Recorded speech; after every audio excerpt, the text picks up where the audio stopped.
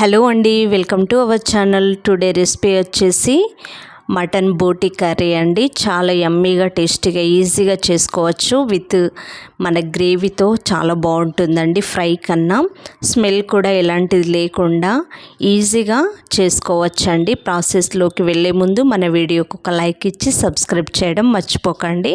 ఇక్కడ బోటిని ఒక 1/2 kg వరకు తీసుకొచ్చామండి. మా వారు ఈ విధంగా క్లీన్ చేశారు పర్ఫెక్ట్గా. ఇంకా దానికి ఎలాంటి స్మెల్ లేకుండా ఒక హాట్ వాటర్ తీసుకొని ఇందులోకి పసుపు, అదేవిధంగా కొద్దిగా సాల్ట్ని కూడా యాడ్ చేసి వీటిని నీట్గా క్లీన్ చేసుకున్న తర్వాత ఈ వామ్ వాటర్లో వేసుకోవాలండి.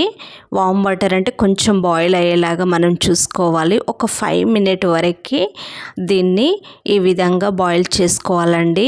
అప్పుడు మనకు పూర్తిగా క్లీన్ అయిపోతుంది, ఎలాంటి డౌట్ లేకుండా బాగుంటుందండి. ఇప్పుడు దీన్ని అంతటిని డ్రై చేసుకొని వాటర్ని కంప్లీట్గా తీసేసి కుక్కర్లోకి యాడ్ చేసేసుకోవాలి. కుక్కర్లో మనము ఒక 5 విజిల్ వరకు పెట్టుకోవాలండి. కొద్దిగా సాల్ట్ వేసి వాటర్ యాడ్ చేసి ఒక కడాయి తీసుకొని ఆయిల్ యాడ్ చేసి హీట్ అయిన తర్వాత ఇందులోకి పొడుగా చీల్చుకున్న మిర్చిని ఒక 4 వరకు వేసుకున్నానండి.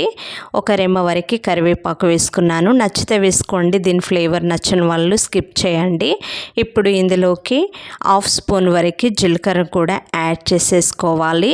చిన్నగా తరిగిన ఆనియన్ని నేను ఒక పెద్ద సైజువి 4 వరకు తీసుకున్నానండి. కొద్దిగా గ్రేవీగా మనకి దీంతో ఆనియన్తో బాగుంటుంది కాబట్టి, బట్ దీన్ని మాత్రం చాలా మగ్గించేసుకోవాలండి. పచ్చి వాసన అనేది పూర్తిగా పోవాలి, లేదు అంటే కర్రీలో మొత్తం దాని స్మెల్ అనేది తెలుస్తుంది. కాబట్టి ఈ విధంగా పర్ఫెక్ట్గా మనం ఫ్రై చేసుకున్న తర్వాత ఇందులోకి 1 స్పూను పసుపు, అదేవిధంగా 1 స్పూను అల్లాన్ని కూడా వేసుకొని దీన్ని పచ్చి వాసన పోయేంత వరకు బాగా కలిపేసుకోవాలండి.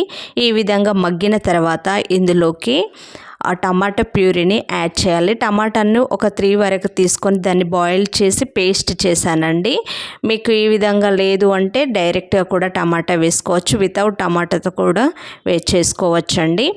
బట్ టమాటాతో మంచి ఫ్లేవర్ ఉంటుంది, గ్రేవీ కూడా ఉంటుంది కాబట్టి నేను టమాటాను యాడ్ చేశాను. కొద్దిగా వాటర్ కూడా యాడ్ చేసి ఈ విధంగా మనము బాయిల్ చేసుకోవాలి. ఈ పచ్చివాసన పోయేంత వరకు ఒక 6-7 minutes వరకు ఉంచుకోవాలండి. దాని తర్వాత ఇందులోకి కారము 1.5 స్పూను. ఇక్కడ కొంచెం స్పైసీగా ఉంటేనే బాగుంటుందండి. నేను మిర్చి వేసాను కాబట్టి కారం మట్టుకు 1.5 స్పూన్ వరకే వేసాను. సాల్ట్ 1 స్పూన్ వరకే వేసుకొని ఇందులోకి మనము మసాలాను యాడ్ చేసేసుకోవాలండి. ఈ మసాలా ఏ విధంగా రెడీ చేసుకోవాలో చూద్దాము. ఇక్కడ ఎండిన మిర్చి ఒక 4 వరకు తీసుకున్నాను. ధనియాలు 1.5 స్పూన్ తీసుకున్నానండి.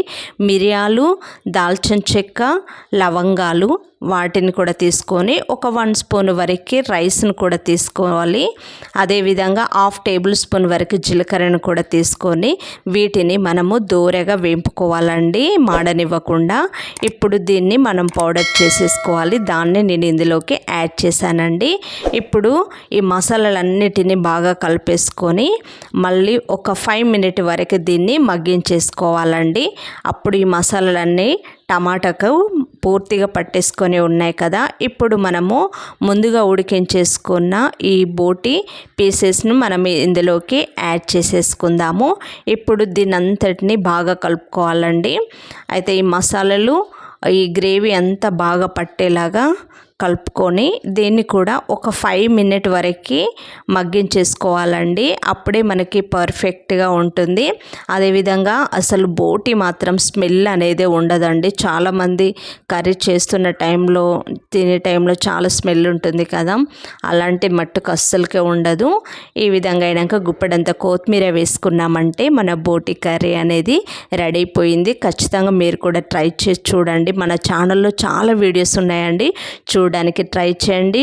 Thank you for watching. Please subscribe to our channel.